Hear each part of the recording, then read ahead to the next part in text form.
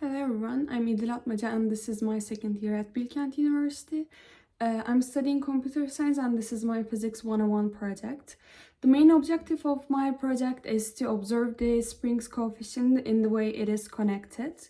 In the sake of explanation, I'm going to refer to my first Springs coefficient as K1 and my second Springs coefficient as K2. Theory is that if I connect my two springs in series, my total spring coefficient will be equal to 1 over K1 plus 1 over K2.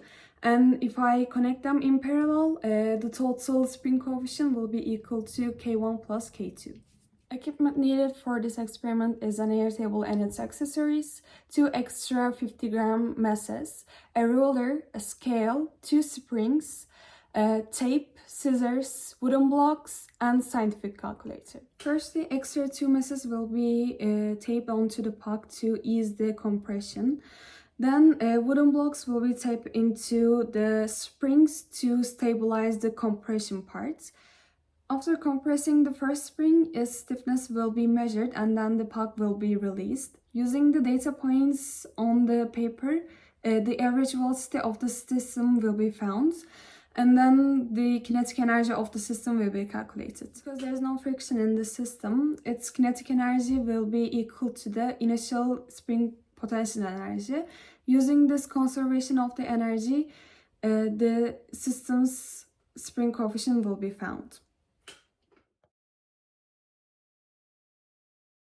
After finding the first system's spring coefficient, the same experiment will be repeated for the second spring too.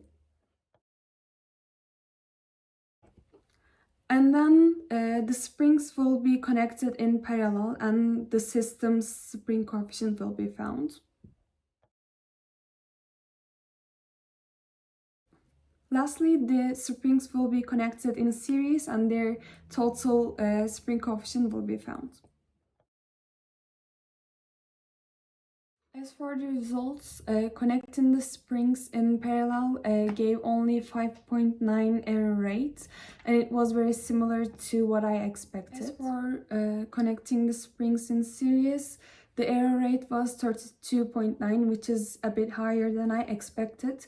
But this was a difficult experiment to conduct because connecting them in series was challenging. The wooden block between two springs caused errors and the compressing for the whole spring was challenging. But overall, it was a very beneficial experiment that helped me understand the concept very well. So thank you for watching.